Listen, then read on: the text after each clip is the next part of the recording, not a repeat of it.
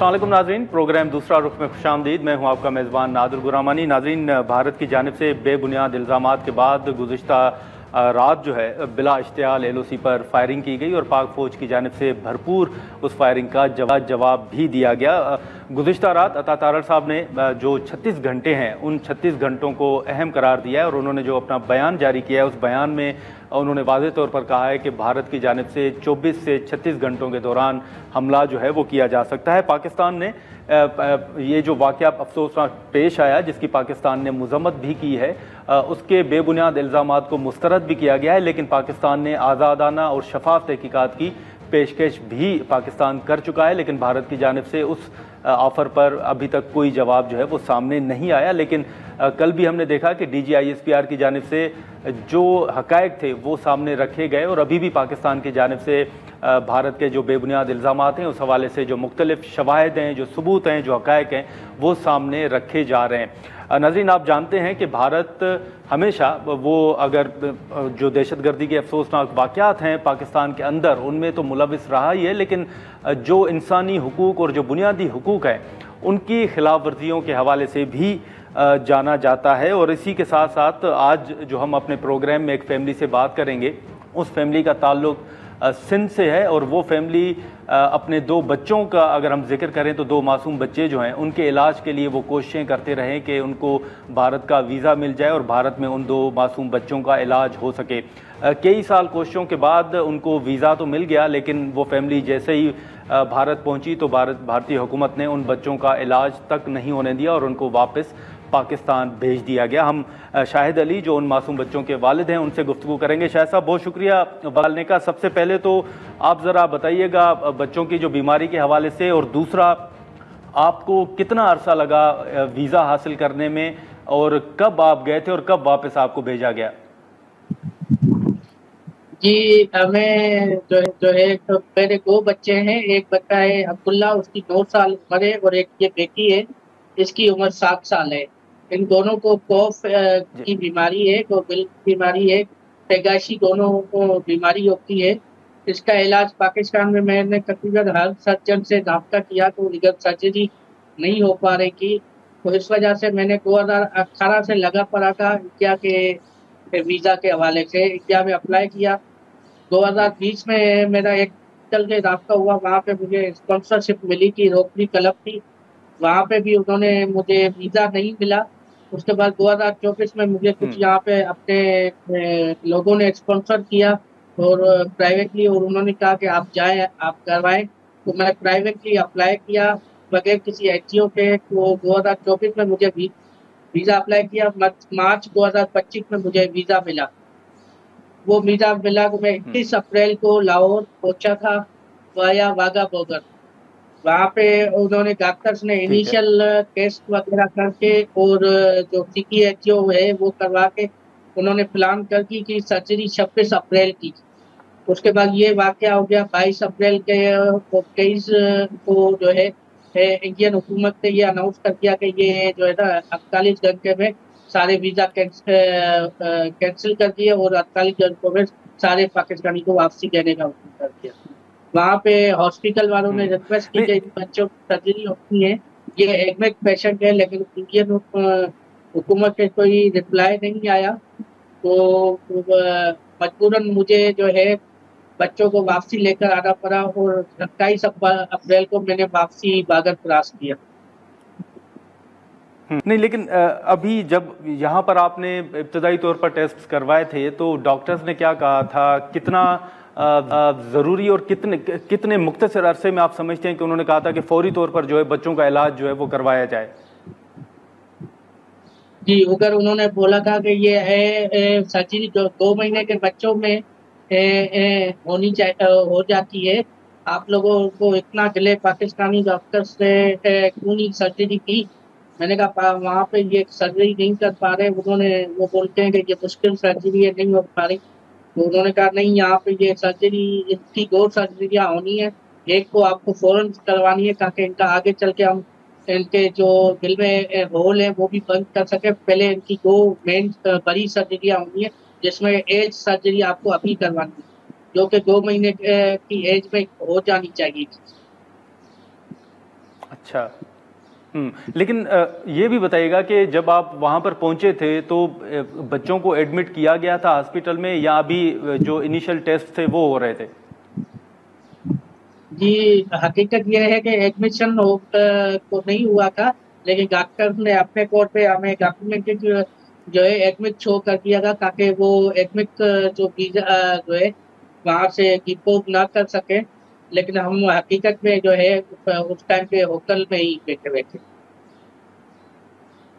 तो आपको ये इस वाक़े का और जो हुकूमत का फैसला था उसका इल्म भी, आप हॉस्पिटल में मौजूद थे, वहाँ पर इत्तला मिली थी? जी, मुझे हॉस्पिटल में मैं जब टेस्ट के लिए वहाँ था तो वहाँ पे न्यूज़ चल रही थी इंडियन मीडिया का। मैंने आकर जल्दी उधर एडमिन से बात की, मैंने कहा ये इश्यूज है, ऐसे नहीं तो यहाँ पे हमारे लिए कोई मसला हो जाए। तो उन्होंने कहा आप बेफिक्र रहें, आपको मेडिकल वीज़ा है 45 डेज तक वो है। तो दूसरे दिन जब FRRO के लेकर आए कि भाई आपके हॉस्पिटल में कितने हैं, तो उनको उन्होंने बताया ये एडमिट पेशेंट है। फिर वहाँ पे कहानी बदल गई, उधर उन्होंने हॉस्पिटल वालों की नहीं सुनी और हॉस्पिटल वालों ने को कहा कि इनको भी आप वापसी भेजें। तो वहाँ पर शायद साहब, वहाँ पर जो डॉक्टर्स थे वो आपके साथ ताउन कर रहे थे, वो चाह रहे थे कि बच्चों का इलाज हो? जी बिल्कुल, डॉक्टर सुशील शुक्ला ने भी मुझे आखिर में जब जा रहा था तो कॉल की। तो डॉक्टर श्यामीर सिंह है, उन्होंने भी कॉल की कि हमें दुख आपका सर्जरी नहीं हो, जैसे ही पॉलिटिकल सिचुएशन हमारे हाथ में नहीं होती, लेकिन जैसे ही कंडीशन सही हो जाए तो आप आइएगा, आप सर्जरी करेंगे। तो उसके अलावा जब आप हॉस्पिटल में मौजूद थे तो वहाँ पर कोई इसके अलावा डॉक्टर से आपकी गुफ्तगू हुई, या उन्होंने कोई मजीद कोई बात की कि हम हुकूमत से रब्ता करते हैं या मुतल्लिका वजारत को लिखते हैं? जी, वो एडमिन का मैटर था, तो वो उन्होंने एडमिन पे छोड़ा हुआ था, इस प्रकार की एडमिन है। तो उन्होंने एडमिन लगी हुई थी अपने ब्याह पे कि हम इनका वीज़ा का इशू जो है एक हुकूमत से रब्ता करें, लेकिन हुकूमत ने उनको कहा नहीं, आप उनको जो है सर्जरी नहीं करें और वापसी भेज के। तो शायद साहब, उस हॉस्पिटल में सिर्फ आप ही थे पाकिस्तान से, या वहाँ पर आपकी किसी और भी पाकिस्तानी से मुलाकात हुई? कोई आपको रास्ते में मिला, हॉस्पिटल में मिला, जो वो भी इसी परेशानी में मुब्तला हो? जी, मुझे तो उस हॉस्पिटल में तो सिर्फ मैं ही था। बाकी सुना था कि और भी कई पाकिस्तान में कुछ वीज़ा मेडिकल वीज़ा पे आए हुए हैं और उनको भी वापसी भेज रहे हैं। अच्छा, उनको भी वापस भेज रहे हैं। तो अभी लेकिन हम ये देख रहे हैं कि जो पाकिस्तान की जानिब से अब आपके साथ कोई राब्ता किया गया है, क्योंकि जो वज़ीर सेहत हैं उन्होंने इस मामले का नोटिस लिया है और उन्होंने कहा है कि हम इलाज करवाएंगे। तो हुकूमत की जानिब से कोई आपसे राब्ता किया गया है? जी, बस उन्होंने एक मेडिकल बोर्ड बना के एक समरी मुझे भेजी है कि टेस्ट हैं ये हमारे सेहत की हमारे साथ शेयर करें। वो तो पहले ही मैं शेयर कर चुका था। उसके बाद कोई अभी तक राब्ता नहीं है, कोई सिंसियर एफर्ट नज़र नहीं आती। और मैंने उनको ये भी रिक्वेस्ट की है कि मेरे पाकिस्तान में डॉक्टर्स को मैं ऑलरेडी चेक करा सकता हूँ, तो आप काइंडली कोशिश करके मेरा अमेरिका या लंदन में जो है किसी अच्छी हॉस्पिटल के कराए। मेरे बच्चों की जान का मैटर है। ये ओपन हार्ट सर्जरी है, क्रिटिकल होती है। तो मुझे अगर मैं कॉन्फिडेंस जो है में लिया जाए, ताकि किसी अच्छी जगह से मेरे बच्चों का हो सके, ताकि मेरे बच्चों की जान का मसला न हो सके। लेकिन शायद साहब, ये तो आपने पूरा होमवर्क तो किया होगा कि जैसे आपने अमेरिका और बाकी ममालिक का जिक्र किया, कौन कौन से मुल्क हैं जहां पर इलाज हो सकता है? और आपने ये जिन मुल्कों का आपने जिक्र किया है, ये उन मुतल्लिका लोगों को भी आगाह कर दिया है इस हवाले से, आपने जिन्होंने आपसे रब्ता किया है? जी, उन लोगों को मैंने राब्ता भी रिप्लाई किया। एक इनकी कोई डॉक्टर शबाना है, डीजी मिनिस्ट्री ऑफ हेल्थ से, वो प्रॉपर कोई रिस्पॉन्स अभी तक नहीं मिल रहा उनकी तरफ से। वो बाईस ही मैंने उनको कल रात को की थी। आज दोपहर को मीडिया चैनल वाले भी आए हुए, तो उनके सामने भी उन्होंने फिर कॉल किया। अच्छा, मैं कोशिश करती हूँ आपकी ये चीज़ें आगे पहुंचाती हूँ। मतलब कल रात का वॉइस अभी दोपहर 3-4 बजे उन्होंने सुना है। तो ये ओवरऑल जो आप इंडिया गए थे इलाज करवाने, शायद साहब, कितना आपका खर्चा होना था? आपने पैसे कैसे अरेंज किए? जी मुझे मेरा एस्टिमेट का 10 मिलियन का था, जिसमें तकरीबन मेरे अच्छा। रिलेटिव, कुछ फ्रेंड और कुछ मुझे लोकल जो मेरे नेबर्स हैं उन्होंने स्पॉन्सर किया हुआ था, और उन्होंने ही मुझे कहा था कि आप कोशिश करो और बच्चों को ले जाओ। लेकिन उसमें से भी कुछ मुझे नहीं हो सकी कि मैंने अल्लाह का नाम लेकर निकल गया था। मैंने कहा उधर देख लेंगे, जो भी सर्जरी का 2-3 मिलियन शार्ट थे, तो मैं निकल गया था। और यही कॉस्ट जो है, अगर आप अमेरिका या यूके में जाएंगे तो वहाँ पे 3 टाइम्स प्लस हो जाती है। अच्छा। तो फिर मतलब वहाँ से जब हॉस्पिटल से आप निकले थे इंडिया से, शायद साहब, तो क्योंकि मुख्तलिफ रिपोर्ट्स आ रही हैं कि वहाँ पर लोगों को हिरासा किया गया वापस आते हुए, और इस तरह जब आप अपनी फैमिली और बच्चों के साथ जब आप वापस आ रहे थे तो आप को कोई मसला तो पेश नहीं आया वहाँ पर? जी नहीं, मुझे अल्लाह का शुक्र है कोई ऐसा मसला तो नहीं आया।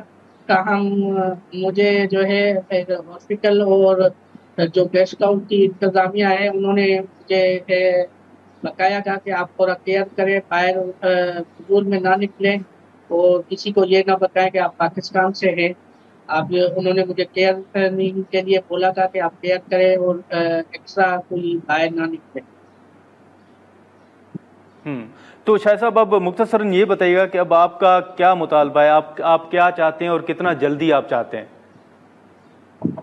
जी मेरे को ये हुकूमत ने अनाउंस तो कर दिया है कि अभी तक तकरीबन 24 घंटे से ज़्यादा हो चुके हैं, लेकिन मुझे अभी तक कोई सिंसियर एफर्ट नज़र नहीं आई। मेरी हुकूमत के मुतालबा है मेरे बच्चों की सर्जरी किसी अच्छी डॉक्टर से हो सके तो अमेरिका या यूके से कराई जाए, तो वो मैं एक सेटिस्फाई रहूंगा। क्योंकि यहाँ पे डॉक्टर्स के मुझे रिस्क पहले ही डॉक्टरों ने बोला है कि हमारे यहाँ पे ये बहुत बड़ी रिस्क है।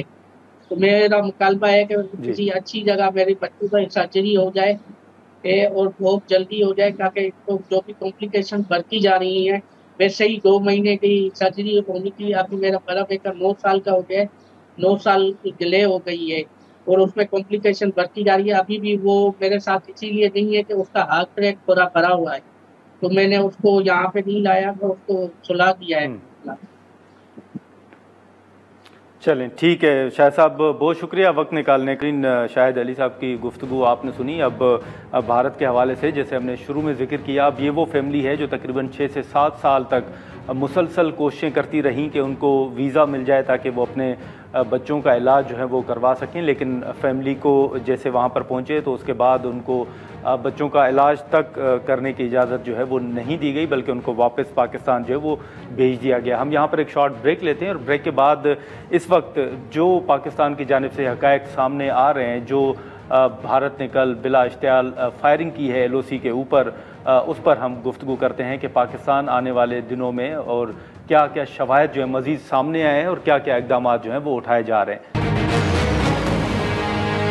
प्रोग्राम में एक बार फिर खुशामदीद नाज़रीन। भारत की जानिब से जो बेबुनियाद इल्ज़ामात आयद किए गए हैं उस पर पाकिस्तान की जानिब से वक्तन ब वक्तन जो हक़ाइक़ हैं, जो चीज़ें सामने आ रही हैं वो रखी जा रही हैं, और इसी के साथ साथ ख़ुद हुकूमत की जानिब से आज़ादाना और शफाफ तहकीकात की भारत को पेशकश भी की गई है, लेकिन उनकी जानिब से कोई जवाब जो है वो नहीं आ रहा। जैसे हमने शुरू में जिक्र किया कि गुज़िश्ता रात जो अता तारड़ साहब का बयान है कि 24 से 36 घंटों के दौरान भारत हमला कर सकता है, तो इन तमाम चीज़ों पर हम गुफ्तगू करेंगे। एजाज़ चौधरी साहब हमारे साथ मौजूद हैं। बहुत शुक्रिया एजाज़ चौधरी साहब वक्त निकालने का। सर, सबसे पहले तो ये चीज़ें आपके सामने हैं कि जो वाक़या पेश आया उसका एक इल्ज़ाम जो था वो पाकिस्तान पर लगाने की कोशिश की जा रही है, उसके बाद जो सूरत हाल इस वक्त जो डेवलपमेंट है वो आपके सामने है। लेकिन इस सारी सूरत हाल के दौरान आप जानते हैं कि पाकिस्तान की जानिब से पेशकश की गई है कि आप आज़ादाना और शफाफ तहकीकात करवाएं, और पाकिस्तान उसके लिए तैयार है, लेकिन उस पर भारत की जानिब से कोई जवाब जो है वो नहीं दिया जा रहा।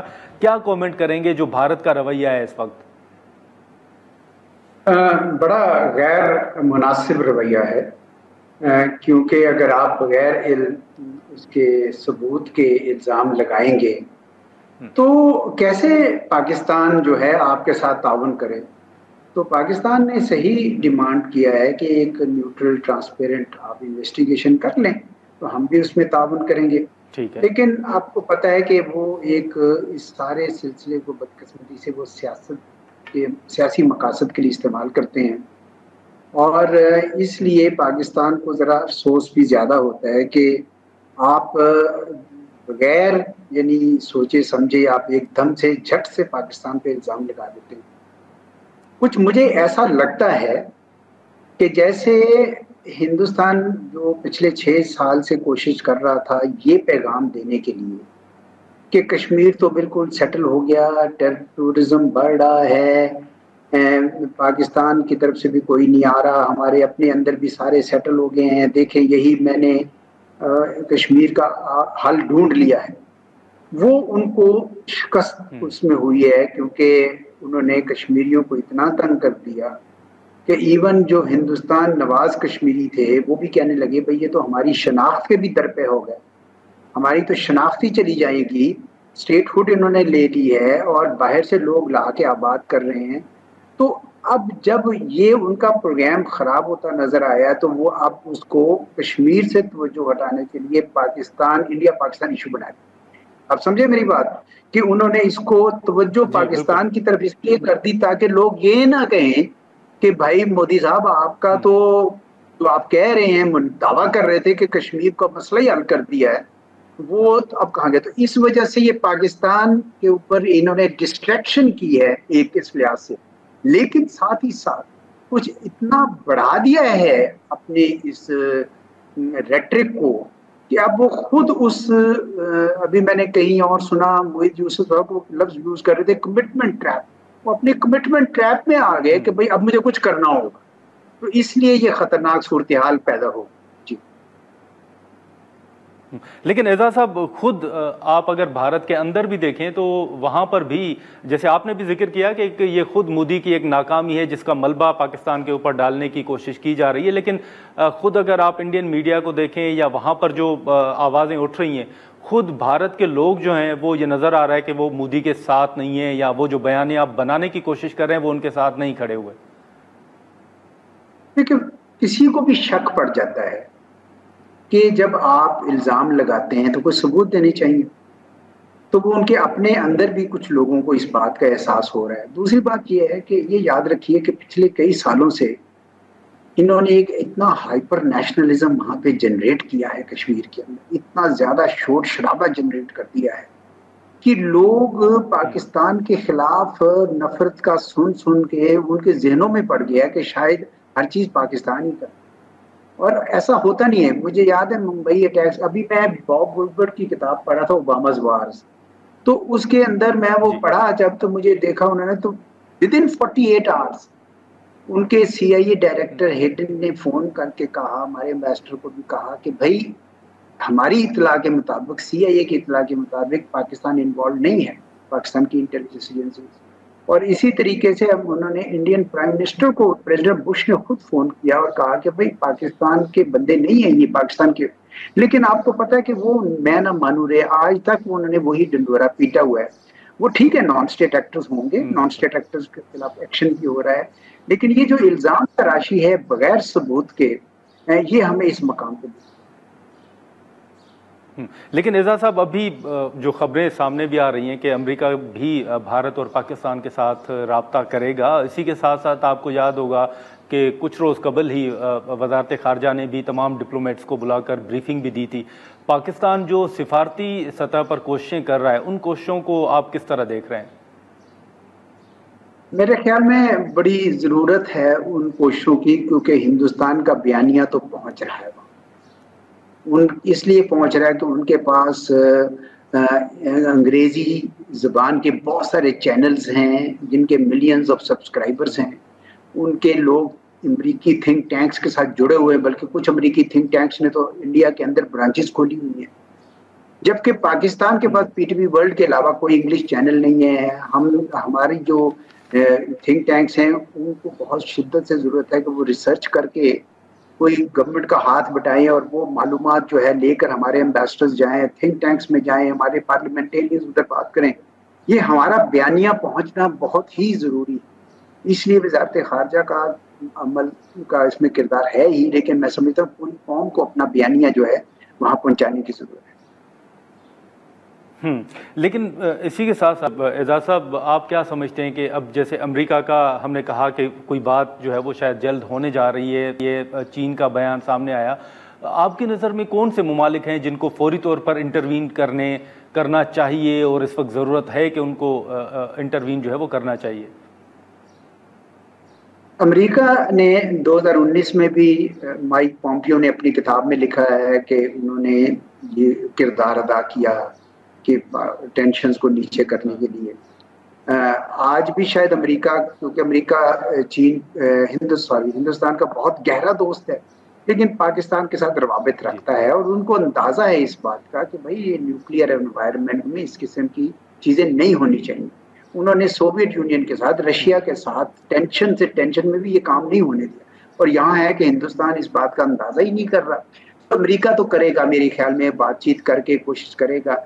चीन भी शायद कोई किरदार अदा कर सकता है, तो वो भी जंग नहीं चाहते हैं खिते में। अक़वाम मुत्तहिदा के सेक्रेटरी जनरल ने कहा है कि रेस्ट्रेंट एक्सरसाइज की जाए और वो भी अपना किरदार अदा कर सकते हैं।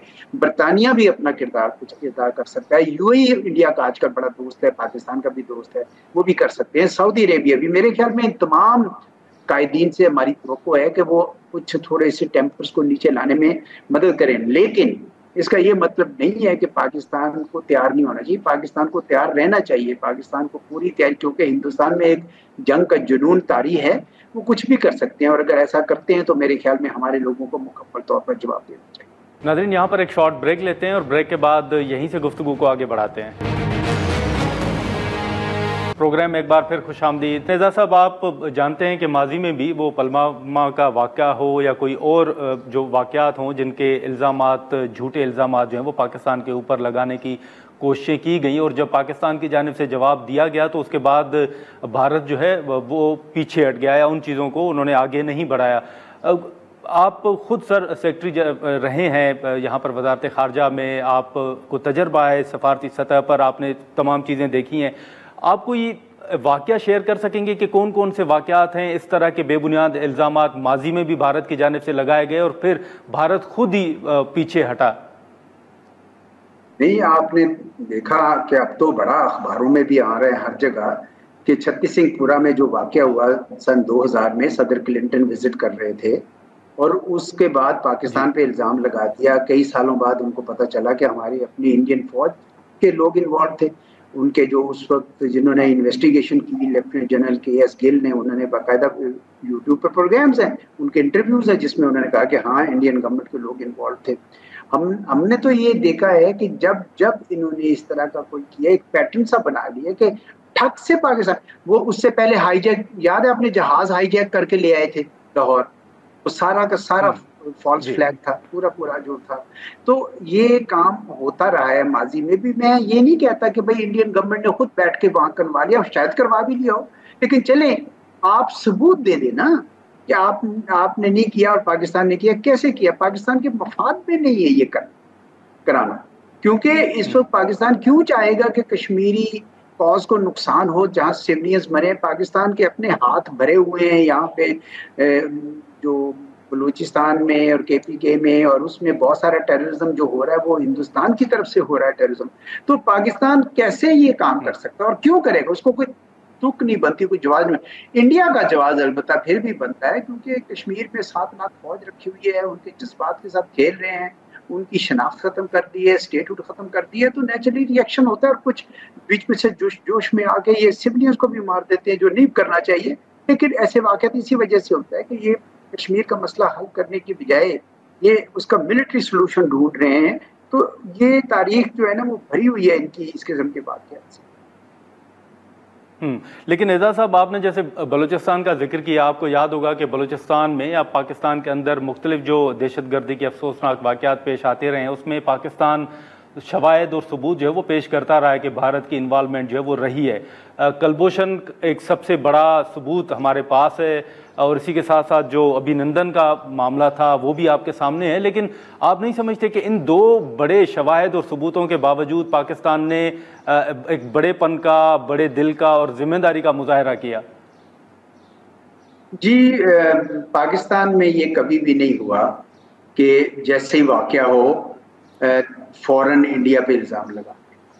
ये अब पहले एक ज़माने में कुछ हमारे यहाँ थोड़ी देर के लिए ये रविश आई थी, फिर वो बंद कर दी गई, क्योंकि लोगों ने कहा कि नहीं, आप अपनी अथॉरिटीज़ जो हैं, पुलिस है, सिक्योरिटी अथॉरिटीज़ हैं, उनको आप एलिबाई मत दें। लेकिन इंडिया में मैंने देखा कि ये सिलसिला चली जाए, यानी जिन्होंने ये काम करना था, सिक्योरिटी लैब्स था, ना कोई वहाँ इतने टूरिस्ट थे, कोई मौजूद नहीं थी, पुलिस कुछ नहीं था, तो ये सिक्योरिटी लैब्स तो उनका है। अब उससे आप तवज्जो हटाने के लिए पाकिस्तान के ऊपर डाल दें इल्ज़ाम, तो वो तो बरी ज़िम्मा होकर फारिग हो जाएंगे। तो इस वजह से ये मेरे ख्याल में ये सोच इनको लगानी चाहिए। शुक्र है कि पाकिस्तान अब ये काम नहीं करता। पाकिस्तान पहले तहकीक करता है, बाद में इल्ज़ाम लगाता है। जिस तरह अभी इन्होंने असैसिनेशंस की थी पाकिस्तान में, अंदर टारगेटेड असैसिनेशंस की हैं। हमने बाकायदा उन लोग, ये योगेश कुमार और ये वो जो इनके जितने एजेंट थे, उन सब की मालूमात इकट्ठी की और फिर हमने प्रेस कॉन्फ्रेंस करके बताया कि जनाब इन्होंने जी जी। लेकिन एजाज साहब, इसी के साथ साथ अब जो ये वाटर ट्रीटी के हवाले से हुकूमत मुख्तलिफ ऑप्शन पर गौर कर रही है, आप समझते हैं कि हमारे पास अभी भी वो वर्ल्ड बैंक हो या आलमी अदालत हो, ये ऑप्शंस मौजूद हैं और पाकिस्तान जा सकता है, क्योंकि गारंटीयर है वर्ल्ड बैंक, तो वो भी इसमें अपना किरदार अदा कर सकता है?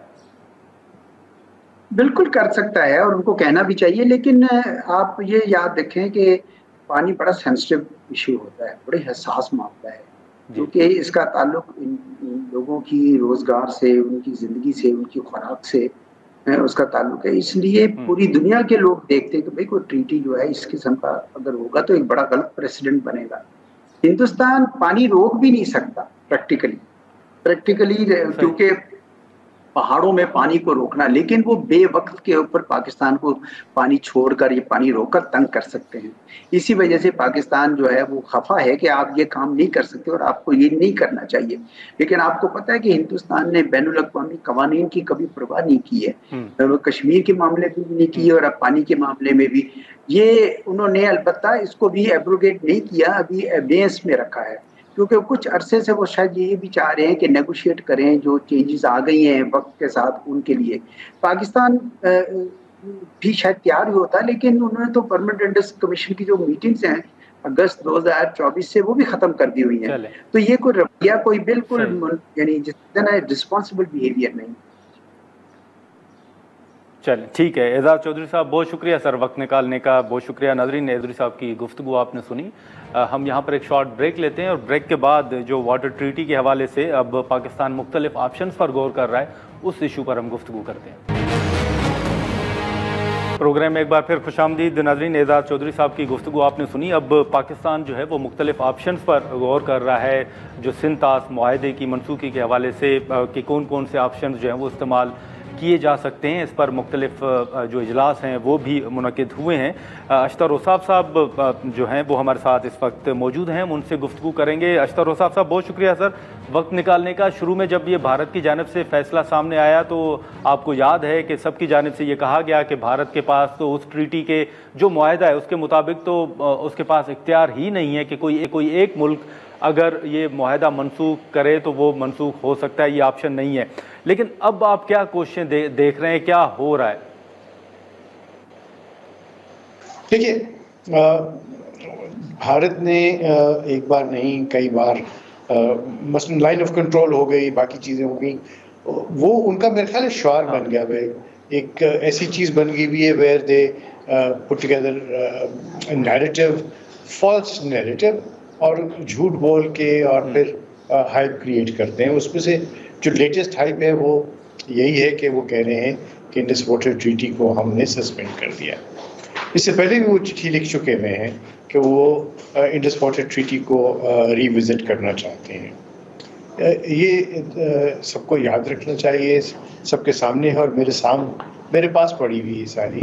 मैं इसको दोबारा पढ़ चुका हूँ इससे, ताकि मैं आपको वसूख से भी बता सकूं कि इसके अंदर कोई गुंजाइश नहीं है, ना सस्पेंशन की, न इसके अंदर कोई अमेंडमेंट की जा सकती है जब तक कि पाकिस्तान उसके साथ राज़ी ना हो।